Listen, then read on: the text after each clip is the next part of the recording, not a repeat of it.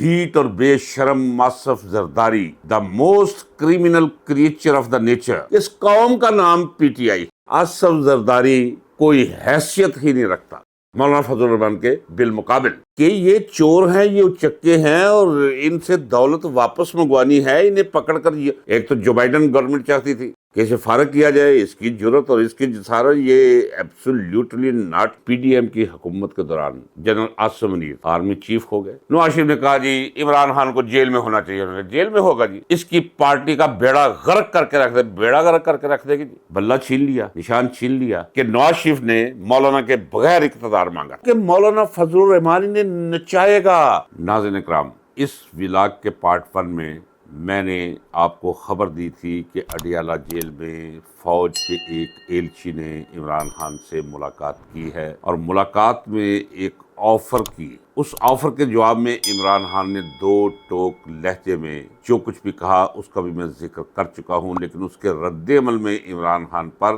مزید سختی کرنے کا پروگرام عمل میں آ چکا ہے۔ آپ جانتے ہیں کہ آج عمران خان اور ان کی اہلیہ بشرا بی بی پر فرد جرم عائد ہونے جا رہی تھی توشاہانہ کیس 2 کے سلسلے میں، لیکن عدالت نے انہیں بغیر سنے ہوئے، بغیر بلوائے ہوئے 10 دن کی تاریخ دے دی۔ ایسا کیوں ہوا ہے؟ وہ اس لیے ناظرین اکرام کہ عمران خان کا رابطہ نہ رہے اپنے وکلا کے ساتھ بھی، تاکہ وکلا سے وہ جو گفتگو کریں اور گفتگو میں عوام کے نام جو پیغام جاری کریں وہ عوام تک نہ پہنچے۔ ملک کو تباہی کی طرف تیزی کے ساتھ لے جانے والوں نے یہ فیصلہ کیا ہے کہ شنگھائی تعاون کانفرنس کے بعد سینٹ اور قومی اسمبلی کے اجلاس بلوا کر وہ ترامیم پاس کروا لی جائے جن سے آئین برائے نام رہ جائے گا، اس کا حلیہ بگڑ جائے گا، یہ سرزمین بے آئین ہو کر رہ جائے گی، نہ آپ کا کوئی حق رہے گا نہ میرا کوئی حق رہے گا، ان کا جو جی چاہیں گے وہ کریں گے، وہی قانون ہوگا۔ المیہ یہ ہے کہ یہ فیصلہ کہ آئین کا حلیہ بگاڑ کر رکھ دیا جائے، یہ ایوان صدر میں ہوا ہے۔ میں نے دیکھا کہ ڈھیٹ اور بے شرم ماسف Zardari, the most criminal creature of the nature, ہلکی اور پیدائشی طور پر مجرم ضمیر، پارٹی کھا گیا، وہ ذوالفقار علی بھٹو کی پارٹی ختم کر کے رکھ دی اس نے۔ اب پیپلز پارٹی اور ذوالفقار علی بھٹو کا کارنامہ یہ آئین تھا 1973 کا، اب اس کا بھی حلیہ بگاڑنے پہ یہ کمر بستہ ہے۔ قوم اتنی باشعور ہو چکی ہے کہ آپ یقین جانیے کہ یہ جو محنت مزدوری کرتے ہیں قابل احترام نوجوان بچے، اچھا انہیں بھی علم ہے کہ یہ ترمیم کسے کہتے ہیں، یہ کیسے ہوتی، انہیں بھی علم ہے۔ مجھ سے ایک مزدور بچے نے پوچھا، سر جی انہوں نے 2/3 اکثریت لب جائے گی؟ یعنی کیا انفرادیوں کو 2/3 اکثریت میسر آ جائے گی؟ ایک بات تو بڑی واضح ہے کہ پی ٹی آئی کا کوئی بھی رکن ٹوٹ نہیں پائے گا۔ 90% عوام صرف سیاسی طور پہ عمران خان اور پی ٹی آئی کے ساتھ نہیں، وہ روحانی سطح پر مکمل اور گہری عقیدتوں کے ساتھ جڑے ہوئے ہیں پی ٹی آئی سے، بلکہ میں تو کہتا ہوں کہ اس قوم کا نام پی ٹی آئی، تو کون سا ایسا پاگل ہوگا جو اس حالت میں جو اس وقت موجود ہے سیاسی، اس میں پی ٹی آئی کو چھوڑ دے؟ اس کے بچے سڑکوں میں منہ نہیں دکھا سکیں گے، اس کا اپنا کریئر ختم ہو جائے گا۔ ان کی نظریں مولانا فضل الرحمان پر ٹکی ہوئی ہے، اور مولانا فضل الرحمان جیسے میں کہہ چکا ہوں انتہائی دنیا دار شخص، انتہائی قائم۔ میں بار بار کہہ چکا ہوں، آصف زرداری کو کہتے ہیں کہ ایک زرداری سب پہ بھاری، چھوڑیں، آصف زرداری کوئی حیثیت ہی نہیں رکھتا مولانا فضل الرحمان کے بالمقابل، کوئی جوڑ ہی نہیں۔ مولانا فضل الرحمان بھی قصر صدارت میں اجلاس ہوا ہے جس میں خنوط شدہ لاش نواز شریف وہ بھی موجود تھا۔ مولانا نے اندر کی خبر یہ ہے جو باہر بھی آ چکی ہے، مسترد کر دیا ہے ان کا مسودہ آئینی ترامیم کا، اور پھر یہ کہا ہے کہ ہم اپنا مسودہ پیش کریں گے، پھر دیکھیں گے اس میں کوئی راہ نکالیں گے۔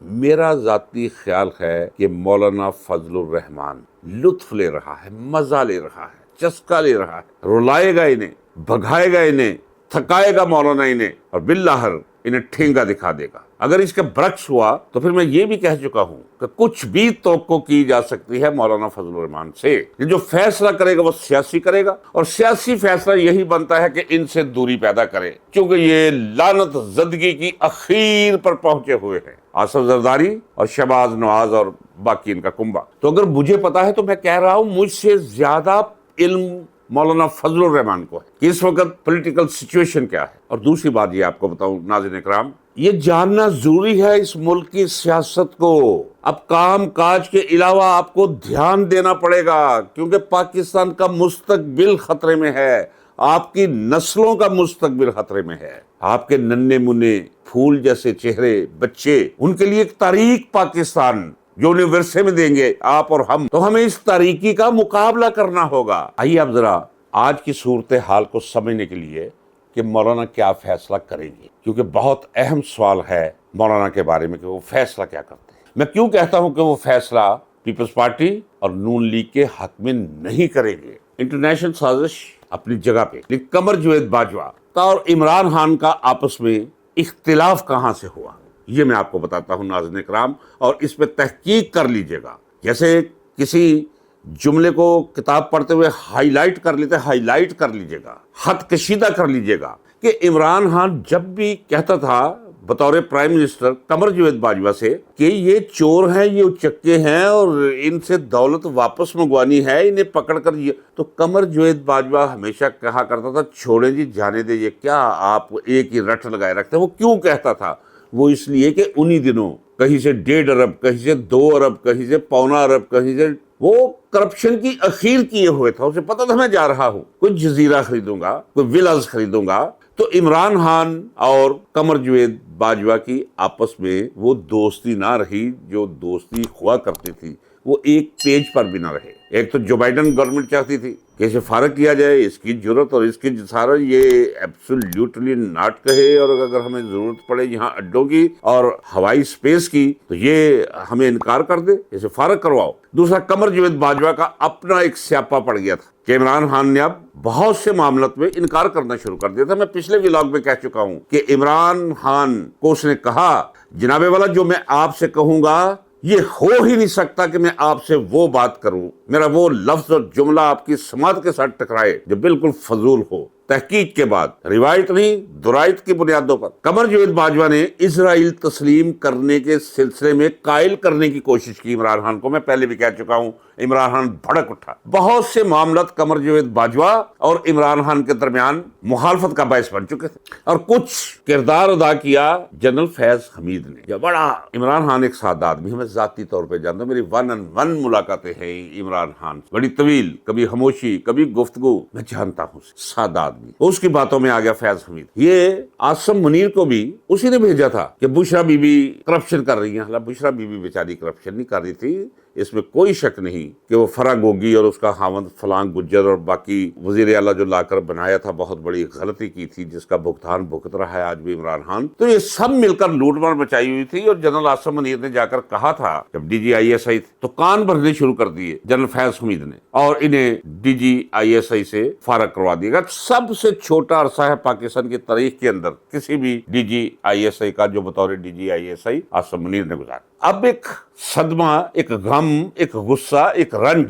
وہ جنرل عاصم منیر کے اندر تو ایک نیچرل چیز ہے، چونکہ ہم سب انسانوں کی کیمسٹری ایک جیسی. مسئلہ صرف اس پہ قابو پانے کا، وہ قابو نہ رکھ سکے. تو جب اقتدار سے باہر نکال دیا گیا، قمر جاوید باجوہ نے لندن پلان 1 کہتے ہیں نواز شریف سے ملاقات کی اس بگوڑے سے، اور اسے کہا دیکھو عاصم منیر کو آرمی چیف بنا دینا، کیونکہ اس کے اندر اتنا غصہ ہے عمران خان کے بارے میں، وہ اس کا کانٹا نکال کے رکھ دے گا. پی ڈی ایم کی حکومت کے دوران general Asim Munir army chief ہو گئے، حالانکہ ریٹائرمنٹ پر بیٹھے ہوئے تھے. اچھی بات ہے ہو گئے، لیکن بری بات کیا ہے کہ آپ کو یاد ہوگا کہ 3-4 دن پتہ ہی نہیں چل رہا تھا آرمی چیف آپ کے کدھر، وہ لندن میں تھے نواز شریف کے ساتھ. وہاں پھر پلان 2 قرار پایا، لندن پلان 2. نواز شریف نے کہا جی عمران خان کو جیل میں ہونا چاہیے. انہوں نے جیل میں ہوگا جی، اس کی پارٹی کا بیڑا غرق کر کے رکھ دے، بیڑا غرق کر کے رکھ دے گی جی. عدالتوں کے اندر اس میں مقدمات بالکل جی قاضی فائز عیسیٰ جیسا ٹٹو موجود ہے، جو کہیں گے وہ ہوگا عدالتوں میں. پھر یہ کہا گیا کہ پارٹی پر بین لگا دیا جائے. یہ پارٹی پہ بین ہی ہو گیا، بلہ چھین لیا، نشان چھین لیا. الیکشن جیسے بھی ہوئے وہ آپ کے سامنے. پھر سب سے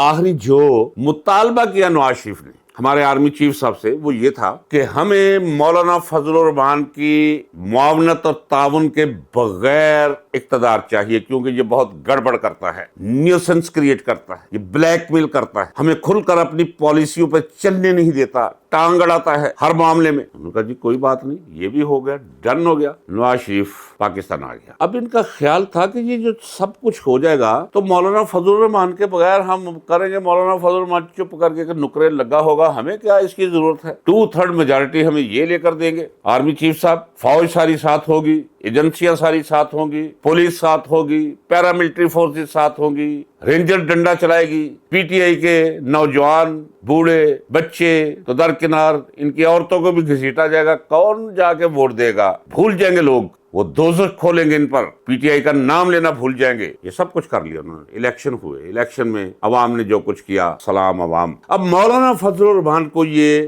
پتا ہے کہ باقی سب کو جتوایا انہوں نے، 16 سیٹوں والی پارٹی کو وزارت اعلیٰ بھی دے دی، یہ خود ہاری ہوئی ہے، یہ بیٹی اس کی، نواز شریف کی۔ آج الیکشن کروا لو، اگر اس کی ضمانت ضبط ہونے کے قریب رزلٹ نہ نکلے تو میں اپنے لب سی لوں گا۔ یہ نواز شریف یہاں سے 60 65 80 ہزار ووٹ سے ہار رہا تھا، اگر ریشیو وہ نکالی جائے جو ریشیو ووٹس کی جا رہی تھی، یہ شہباز شریف ہارا ہوا ہے۔ تو صدمہ یہ ہے مولانا فضل الرحمان کہ بھائی ایجنسیوں سے میرے تعلقات تھے دیرینہ ان سے پہلے کے، تو مجھے ریسکیو کیوں نہیں کیا گیا؟ یہ تو میں ماننے کے لیے تیار نہیں ہوں کہ اس کا ایک ووٹ بھی پی ٹی آئی کے کسی جیتے ہوئے شخص کے کھاتے میں گیا ہو۔ 100% ٹھیک ہاری ہیں سیٹیں جتنی بھی ہاری ہیں، لیکن مولانا کا کہنا تو درست ہے کہ اگر پنجاب میں اتنا ننگا برہنا رقص کیا ہے آپ نے، رقص ابلیس، تو تھوڑا سا یہاں بھی ناچ گانا کر لیتے، مجھے بھی جتوا دیتے۔ ایک تو وہ وجہ تھی کہ نواز شریف نے مولانا کے بغیر اقتدار مانگا، اور دوسری وجہ کہ یہ پشتون ہے، یہ ایسے نہیں ہو سکتا تھا جو حالات ہیں، اینٹ سے اینٹ بجا کر رکھ دیتے وہ۔ تو اس لیے میں کہتا ہوں کہ مولانا فضل الرحمان انہیں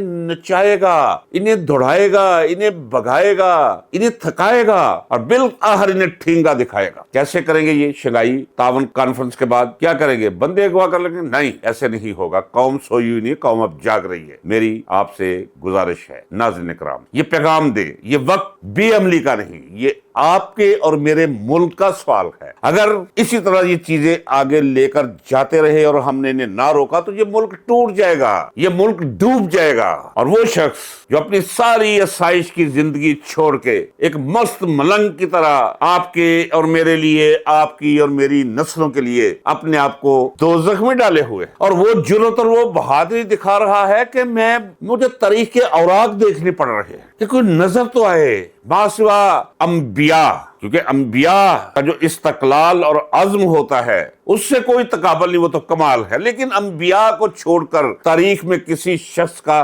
ایسا استقلال میں نے نہیں دیکھا۔ ایک استثناء ہے، یہ گفتگو کرنے کے بعد اب میں کہتا ہوں ایک استثناء ہے، مولا حسین نے اس سے کروڑوں گنا زیادہ استقلال دکھایا تھا، لیکن تاریخ میں زندہ ہے مولا حسین، اور عمران نقش پائے حسین پہ چل رہا ہے۔ آئیے اٹھیے، اس کا ساتھ دیجیے، اس ملک کے لیے، اپنی نسلوں کے لیے اور اپنے بہتر مستقبل۔ آئیے امید کریں کہ آئینی ترامیم نہیں ہوں گی، آئیے یہ امید بھی کریں کہ قاضی فائز عیسیٰ جیسا بدبخت شخص سپریم کورٹ کے چیف جسٹس ہونے سے تو رہ گیا، دوبارہ ایکسٹینشن سے رہ گیا، لیکن وہ جو آئینی عدالت کا جھانسا دے رکھا ہے، پروگرام بنا رکھا ہے، وہ بھی نہ ہو۔ اگر یہ ایسا کرنے کی کوشش کریں تو پھر مل کر سڑکوں پہ نکل آئے۔ اللہ حافظ۔